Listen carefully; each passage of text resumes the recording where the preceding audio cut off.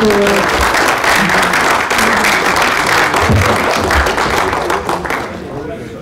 va maintenant écouter Nicolas de Victor, qui est chef du projet Astrid, qui est le prototype des réacteurs de 4e génération à neutrons rapides. Donc Nicolas, tu as 30 minutes pour qu'on ait un quart d'heure ensuite de questions. Bonjour à toutes et à tous. Je vais vous présenter le point d'avancement de manière assez générale sur le projet Astrid. Alors tout d'abord une première planche sur laquelle je ne vais pas... Alors, d'ailleurs, il y a une...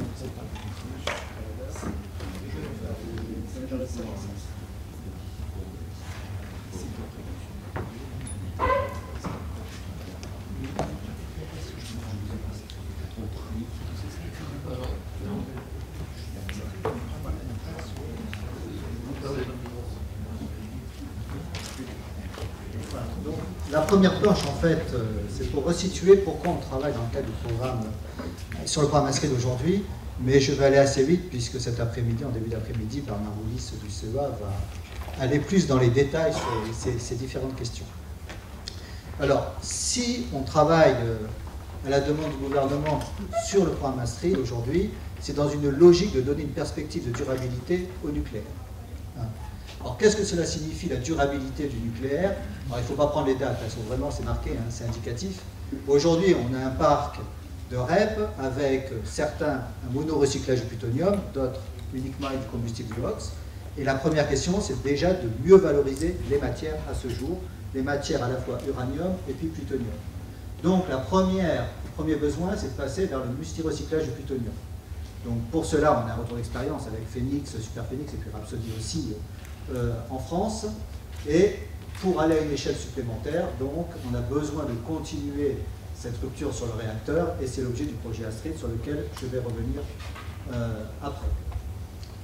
Mais cette rupture n'est pas suffisante, la rupture au niveau du réacteur, même s'il y a une certaine continuité, il y a aussi à poursuivre les efforts sur le cycle du combustible pour ramener finalement une rupture dans la façon dont on gère les matières aujourd'hui, et donc passer de ce que l'on fait en termes de recherche et de développement vers le caractère industriel, vers le multirecyclage du plutonium et l'incinération des actifs mineurs, à la fin d'avoir différentes motivations qui sont rappelées ici.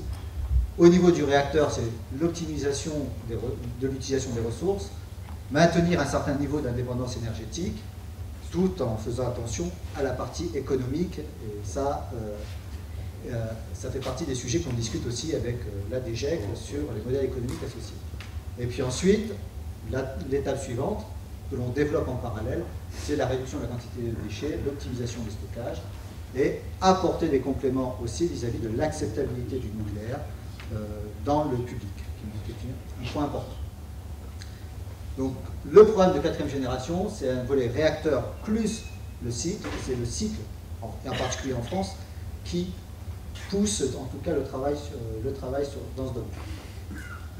Alors, depuis 2001, il y a le forum 4e génération qui essaye disons, d'optimiser autant que possible les efforts de recherche dans le monde. Alors, je parle bien de recherche, hein, on ne parle pas de développement en commun de réacteurs, hein, parce qu'il y a quand même certaines difficultés parfois entre autres liées à la propriété intellectuelle, mais en tous les cas, on peut partager tout un ensemble d'éléments de la recherche et de pousser en tous les cas 6 filières aujourd'hui.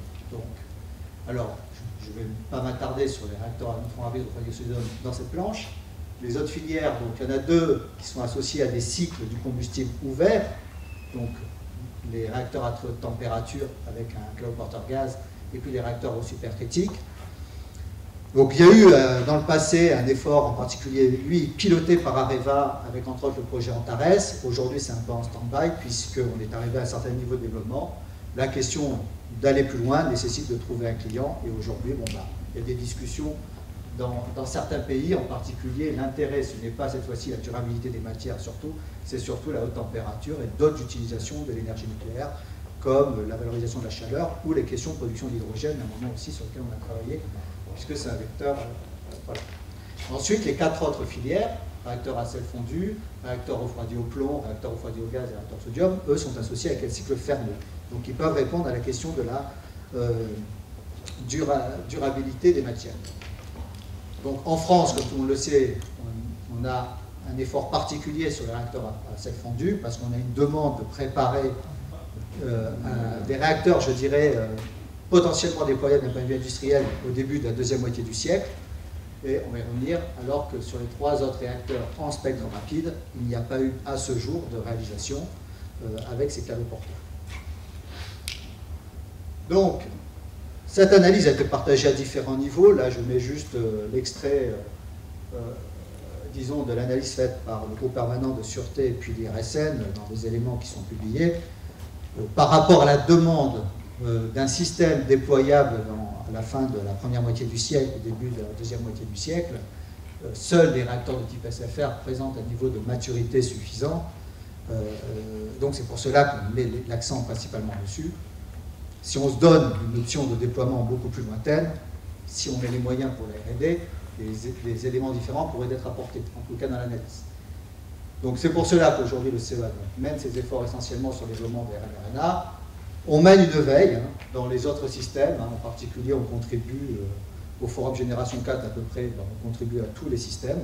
Aujourd'hui on participe à un certain nombre de projets européens, voilà, et on est dans une activité, on va dire, de veille là-dessus aujourd'hui.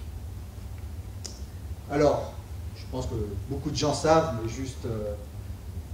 ici, c'est l'architecture de type intégré. C'est ce que l'on a eu sur Phénix et puis Super Phénix. Hein, c'est l'architecture utilisée aussi en Russie, en Inde, le petit CEFR en Chine, c'est là-dessus que travaillent aussi les Coréens. Le Japon a fait pour le moment un choix différent. Dans la cuve, on a une grande cuve dans laquelle on a tout le circuit primaire en fait, à part quelques petites dérivations. On a le cœur alimenté par des pompes, donc on est obligé de séparer la partie chaude de la partie froide, donc c'est ce qu'on appelle dans la cuve alterne, et un échangeur intermédiaire d'un circuit sodium vers le sodium. À cause de la réactivité entre le sodium et l'eau, on va éviter de mettre dans la cuve de l'eau. La réaction étant exothermique, elle peut conduire des mouvements sur le cœur, et le cœur, d'un cœur rapide, est assez, disons, est très réactif, en fait, naturellement. Voilà. Donc un circuit sodium qui va vers un générateur de vapeur qui alimente une turbine. C'est ça en gros le principe. Par rapport à un RF, on a donc un circuit intermédiaire. Dans quelques petits rappels sur quand même des avantages du réacteur à neutron rapide refroidi au sodium, parce qu'on a toujours l'habitude d'entendre toutes les critiques évidemment sur ce type de réacteur, mais il y a quand même quelques avantages qui ont montré par le retour d'expérience en tous les cas sa pertinence. Donc, ce sont les avantages là de l'architecture intégrée, parce que ça peut être un peu modifié parfois quand on passe de l'architecture à couple. Le circuit primaire n'est pas pressurisé, il y a juste la pression hydrostatique naturelle. On a une marge à l'ébullition assez grande. Là, c'est du combustible oxyde, hein, typiquement 300 degrés. On a une très grande quantité de sodium qui conduit à avoir une très grande inertie thermique et donc qui nous donne des marges, des délais de grâce en tous les cas assez importants et, en cas de perte de refroidissement. On a fait des expériences sur Phénix, Super Phénix. La mise en route de la convection naturelle du circuit primaire se passe très bien et on a pu le refaire même à Phénix à la fin. On peut concevoir, et ça a été testé, des systèmes d'évacuation de la puissance résiduelle actifs, passifs, et donc permettre en tous les cas une architecture diversifiée, comme on a pu l'expérimenter dans les projets passés. On va voir qu'on va aller encore plus loin sur ce sujet-là. Et puis, on a une diversité de la source froide, eau et puis air. Un autre intérêt cette fois-ci d'exploitation, c'est qu'on a une dose collective, et ça c'est vraiment lié à l'architecture intégrée, qui est très vaste comparée au REP, hein, on a un facteur 10 à peu près.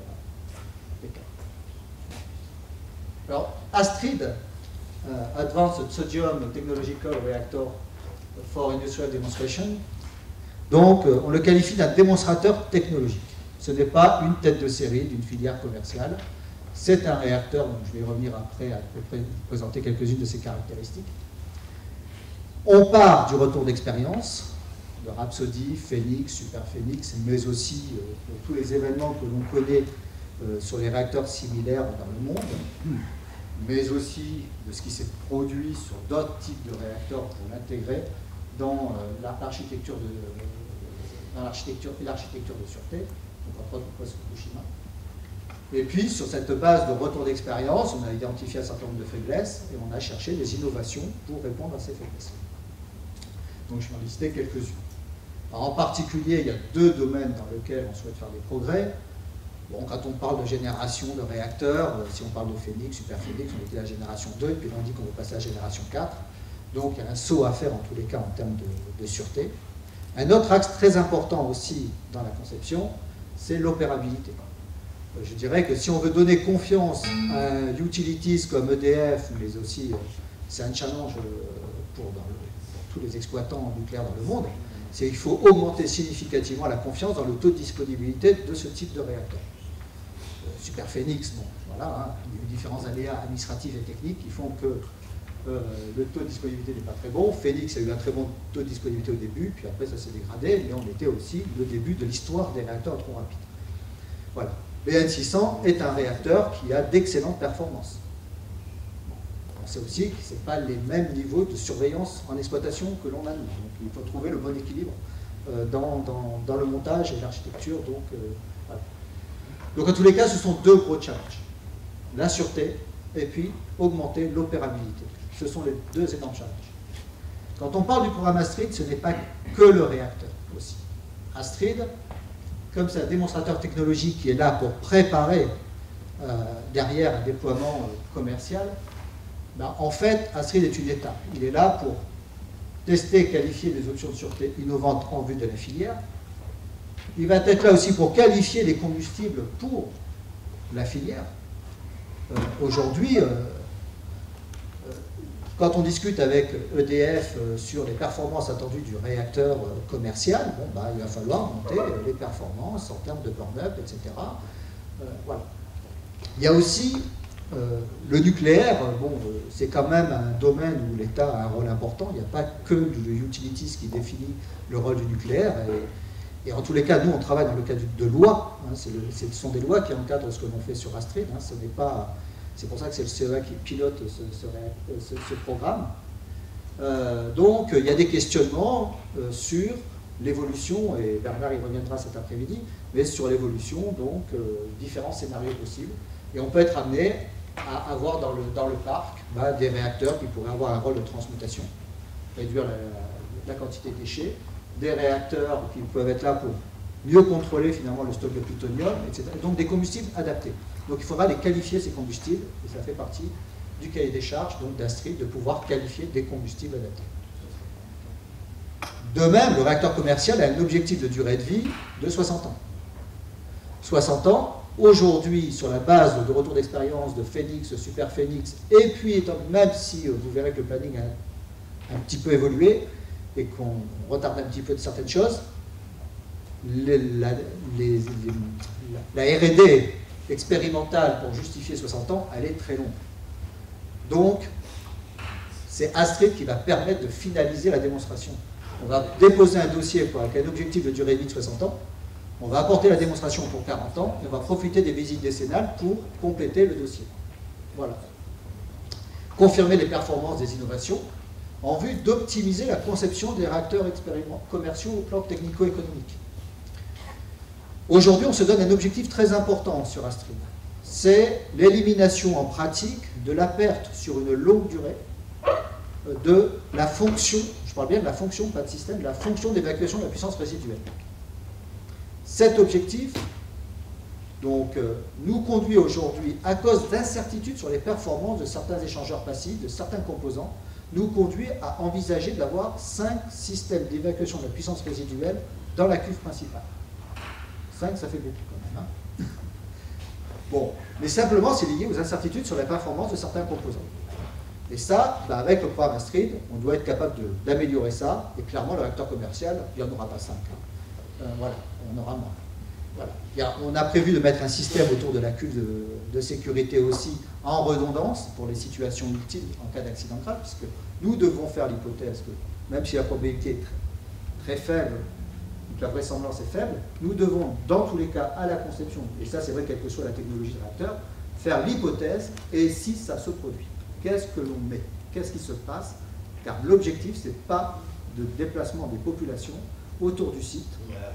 Voilà. Pas de déplacement. On peut accepter le préfet, c'est le préfet qui décide, c'est pas l'exploitant. Hein, là. C'est le préfet qui décide, il peut décider de faire un déplacement, mais ce déplacement il sera temporaire, c'est quelques jours. C'est pas Fukushima, ça va être des années. C'est quelques jours là qu'on considère. Et c'est en termes de gestion du public, en fait. C'est ça, l'objectif.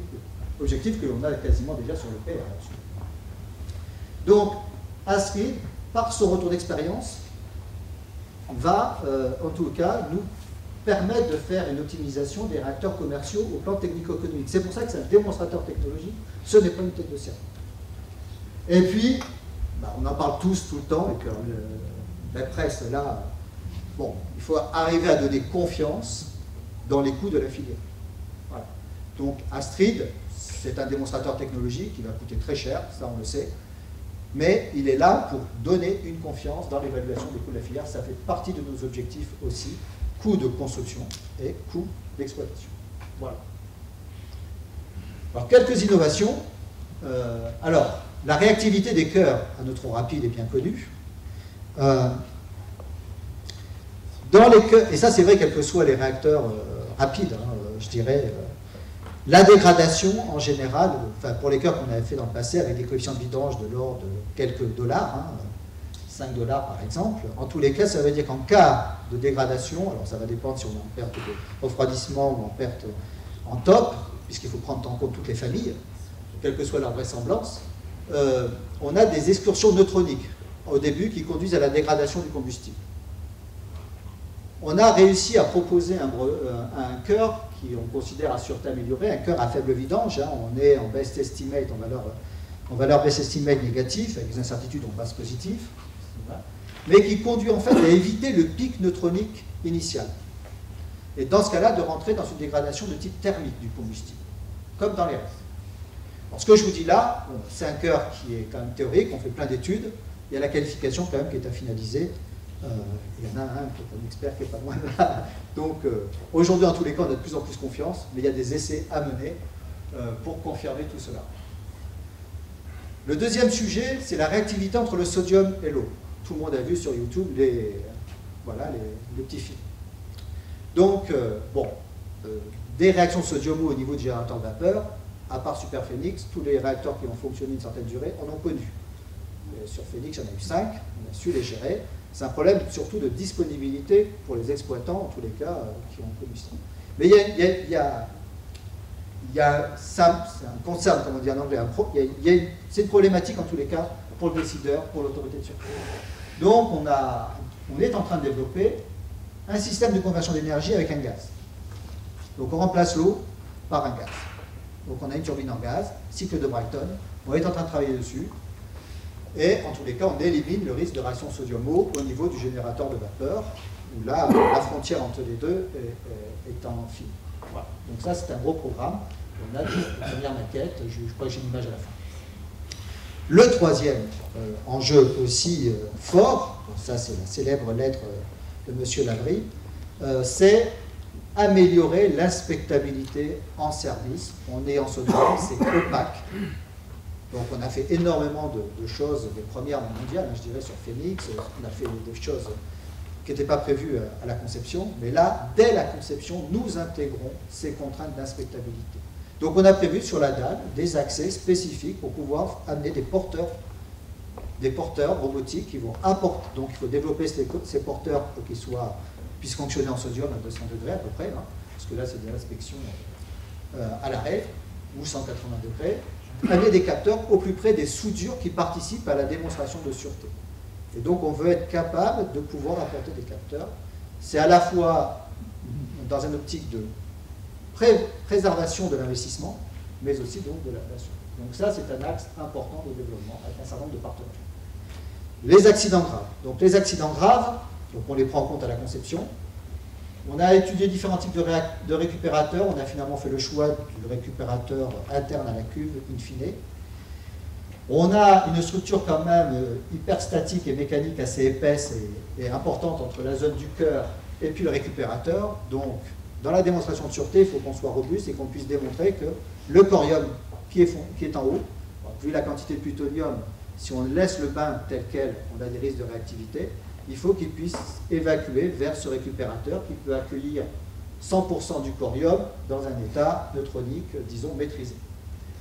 Et après, par convection naturelle, on peut aussi, ça c'est la partie sur cahier des charges, refroidir. Donc on travaille sur la conception de chemins de transfert de corium. Alors, il y a plein de questions technologiques, puisqu'ici on est il y a 150 degrés d'écart de température, on n'a pas les mêmes équilibres de pression. Voilà. Donc on travaille en tous les cas sur cet élément. Et puis le dernier volet, on en a parlé tout à l'heure, le confinement. Le confinement, de renforcer le confinement, et en particulier un axe sur lequel on travaille, c'est qu'il y a toujours des lignes de bypass au travers du confinement, puisqu'il faut aller à la turbine, il y a toujours des lignes de bypass. Donc on travaille sur des vannes d'isolation que l'on mettrait sur les tuyauteries secondaires. Voilà, ça qui n'existe pas dans les réacteurs à neutrons rapides dans le monde à ce jour. Donc ce sont quelques exemples des innovations sur lesquelles nous travaillons. Et je vais... Bon, Astrid, finalement, c'est pour ça que les innovations, à part celle-ci, qui est assez facile à voir, celle-ci, ben, il faut aller voir les plans de détail. Une vanne, c'est facile à voir. Un cœur, c'est plus difficile à visualiser. Donc, ben oui, Astrid, à première vue, il ressemble quand même assez à des choses que ceux qui ont travaillé dans le réacteur au sodium ont vu. On a un réacteur intégré, on a le cœur, un redent qui sépare le collecteur froid et le collecteur chaud. On a une pompe qui va envoyer le sodium froid dans le cœur, qui s'échauffe de 150 degrés, le bouchon couvercle au cœur, et ici l'échangeur intermédiaire qui permet de refroidir. Le récupérateur ici, donc on voit qu'il y a tout cet espace à traverser pour que le corium vienne de cette zone ici. Ici on a les protections neutroniques, viennent ici. Voilà. On a aujourd'hui 5 systèmes d'évacuation de la puissance résiduelle, 3 passifs, 2 actifs, et qui sont diversifiés de technologies. Voilà. On a des casematages prévus aussi au niveau de certains de ces systèmes, tout simplement en cas de feu sodium sur la dalle, puisque si on prend en compte certains types d'accidents graves, on pourrait avoir un risque de feu de sodium sur la dalle. Il faut maintenir certains circuits d'évacuation de puissance résiduelle opérationnels, on les casemate, on les protège des risques de feu. Voilà. Voilà une vue de haut. Et ici, c'est une machine de transfert de combustible avec la zone de transfert. Mais ça, c'est encore d'évolution. En termes de confinement, donc ici, nous avons la cuve principale.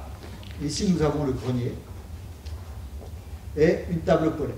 Donc, on a fait évoluer, en fait, les dessins de FR pour avoir un truc étagé, mais qui garantisse en tous les cas, au plus près de la dalle, donc un endroit inaccessible finalement d'exploitation, mais en tous les cas, donc, la quantité d'oxygène pour limiter tout risque de feu sodium. On n'aura pas, c'est pas inerté, on n'est pas dans une logique d'inertage complet, mais en tous les cas, très peu d'oxygène et donc très peu en tout cas en cas de feu de sodium au niveau de la dalle, un feu de sodium très limité et pas donc de montée en pression de ces structures-là. On a donc des challenges sur l'enceinte qui sont complètement différents en termes de pression par rapport à un réacteur. Ce qui nous a permis de faire évoluer aussi l'architecture du bâtiment réacteur de façon rectangulaire. Alors ça, pour ceux qui ont visité Superphénix, quand on lève la tête dans le dôme, on voit le pont circulaire. Et ce pont circulaire fait que, en dehors du coup, en fait, il est toujours au-dessus. En cas de chute de charge, on a quand même le pont qui a toujours une partie qui est au-dessus de la dalle. Là, on peut aller en position parking quand on n'en a pas besoin, loin de la dalle. Voilà. Ça, c'est quand même aussi une évolution subtile, mais finalement très intéressante derrière. Bon, comme dans Phénix et Superphénix, pendant l'exploitation, on peut aller sur la partie table polaire sans problème. Ça, c'est plein d'intérêt. Bon, ici, c'est le schéma parce qu'on a 2 alternatives. On travaille avec un schéma système de conversion d'énergie aux vapeurs et on travaille avec une autre option. Donc, ça change quand même le design des circuits secondaires avec un système de conversion d'énergie au gaz. Ça, c'est l'option avec boucle secondaire et qui va vers des GV. Voilà. On est sur des patins antisismiques aussi, étant donné qu'on a des grandes structures élancées, il faut amortir en cas de séisme les transferts. Voilà. À quoi? Ici, donc, une image du site avec aéro-réfrigérant, la vue globale. bâtiment combustible et manutention, et ici c'est si la turbine en eau vapeur. Si on est en gaz, on a 2 turbines aujourd'hui. Dès la conception, on a pris en compte aussi avec certains de nos partenaires la prise en compte de la constructibilité. Donc on travaille sur l'hypothèse du site de Marcoule, et la constructibilité qui est un challenge pour la maîtrise des coûts. Et en fait, on voit que ça a des impacts sur l'aménagement de... Voilà, on voit qu'à un moment, on se retrouve avec tout ça comme lot. Il y a une cohabitation assez importante. Voilà, donc ça c'est pour illustrer. On ne travaille pas tout seul. Le CEA a la responsabilité du programme, mais on travaille avec 14 partenaires industriels, plus d'autres auxquels après je vais revenir. Donc, le CEA a la responsabilité. On est assisté d'EDF, en particulier d'EDF Septen, sur le pilotage opérationnel. Et puis, nous avons Aloti avec des partenaires. Quand je dis partenaires, c'est qu'ils mettent des moyens financiers propres dessus. Voilà. Donc, on a des partenariats. Le CEA a gardé l'ingénierie du cœur. On a confié l'ingénierie à Areva NP, mais aujourd'hui, on a un partenariat depuis 2014 avec le Japon, le gouvernement japonais, qui finance JAEA et MHI sur une partie de l'îlot nucléaire. Et nous avons SEIV du groupe Alsens qui est en charge du design de la suite des terrains. Le système de conversion d'énergie, c'est Alstom, qui a été intégré dans la partie dans GE. Bouygues sur génie civil, et puis Nox qui a racheté Jacobs France récemment, qui est notre partenaire sur l'aménagement et donc les questions de constructibilité entre autres. Là, ce sont les lots, et on a des composants innovants dedans.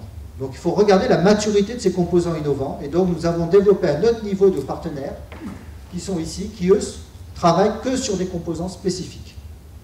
Voilà, donc on a Honnête Technologies sur de la robotique, sur certains mécanismes de barre innovants, Technetics sur des systèmes d'étanchéité, NIM c'est sur la fabricabilité de certains gros composants mécaniques, dont la dalle, le sommier, venant sur les vannes d'isolation, Toshiba sur les pompes électromagnétiques. On prévoit de remplacer la pompe mécanique du circuit secondaire par une pompe électromagnétique, et Rolls-Royce sur l'échangeur sodium-gaz. Et on a une exigence sur la disponibilité. Et donc on a un partenariat avec Airbus, Safran, Launcher, qui, eux, ont développé des méthodologies spécifiques pour faire certains satellites ou certains objets qui ne fonctionneront qu'une seule fois et qui doivent donc avoir un niveau de disponibilité et d'opérabilité extrême. Il y a les satellites, mais il n'y a pas que ça. Et donc on travaille avec eux sur l'utilisation de ces méthodologies-là, sur des points clés de la disponibilité, en particulier la chaîne de manutention, sur lequel la disponibilité va être fortement liée. Chacun de ces partenaires industriels fournit un besoin de R&D qui est consolidé ici. Ici, on fait le remontage 3D, le remontage des performances aussi dans cette cellule du CEA. Et après, alloue la R&D, soit au CEA, soit chez EDF R&D, soit chez les Japonais ou d'autres partenaires. Donc en fait, on a, au terme de partenariat, 3 piliers. Les piliers industriels. On a aussi un volet de R&D, des accords bilatéraux bien spécifiques, parce qu'il y a des questions de propriété intellectuelle, d'échange d'informations, avec certains partenaires sur la R&D. Et puis le troisième volet, c'est la coopération générique, il n'y a pas d'enjeu de R&D. Et là, on va profiter des projets européens, on va profiter des projets du Forum Génération 4, ou des accords bilatéraux dans lesquels on peut faire de la R&D plus amont, et qui est très profitable pour Astrid, dans la validation des codes par exemple, ou entre autres. Voilà. On a donc développé Astrid sur ces 3 piliers. Alors, en particulier dans le pilier ici, on a tous les partenaires aujourd'hui, on a des accords de collaboration plus ou moins actifs en réalité, mais avec tous les pays qui s'intéressent aux réacteurs à neutrons rapides refroidis au sodium. Donc les Russes évidemment, et plus les Russes sont les seuls aujourd'hui qui ont des moyens d'irradiation disponibles, un flux rapide en sodium. C'est quand même le cas. La Chine, CEFR, on les aide un petit peu à développer. Le Japon, ils sont partenaires d'Astrid aujourd'hui. La Corée, on a des contacts, et puis l'Inde, on a énormément d'actions de R&D, que de la R&D liée à la sûreté, puisque pour les contacts, on peut travailler avec un. Les Américains, avec les USA, on a pas mal de contacts, mais pas encore de choses bien concrètes. Ce que l'on constate, c'est que, ça a été dit, c'est l'Asie. C'est l'Asie aujourd'hui. Le développement du nucléaire, c'est l'Asie qui travaille sur le sujet, et donc on travaille énormément avec eux. Le planning, c'est le dernier point important. On a aujourd'hui une convention entre le CEA et l'État qui nous donne un budget spécifique sur Astrid qui se termine à fin 2019, à la fin des études dites avant projet détaillé, au niveau d'un basic design. On ne va pas jusqu'au niveau complet de la phase de définition. Ça dépend des référentiels. On a aujourd'hui fait un gros travail ces derniers mois avec EDF et Areva pour consolider, disons, la roadmap d'Astrid et qui intègre aussi, parce qu'il y a quand même un point important, et c'est le nerf de la guerre, les contraintes financières. Contraintes financières de l'État, contraintes financières chez EDF, qui conduit, et on va y revenir après, à l'introduction d'une phase de consolidation, et qui nous permet en tout cas de jeter les bases de ce que pourrait être la société Astrid. Aujourd'hui, on est sur un fonctionnement de pilotage par le CEA, mais le CEA ne sera pas le propriétaire exploitant d'Astrid. Le CEA, l'État français, ne va pas financer à 100% Astrid. Donc on est en train de travailler avec EDF, Areva et les tutelles sur à quoi peut ressembler la société qui sera en charge de cette phase verte, c'est-à-dire phase de développement, c'est les études détaillées, le processus réglementaire, puis la construction et les tests. Cette phase de consolidation, on ne sait pas quand est-ce qu'il y aura la transition entre l'organisation actuelle pilotée par le CEA et cette société. Bon, je l'ai mise verte parce que la convention ici s'arrête à fin 2019. Et c'est cette société Astrid qui sera vraiment responsable du planning, des chroniques d'investissement, de dépenses, tout ça.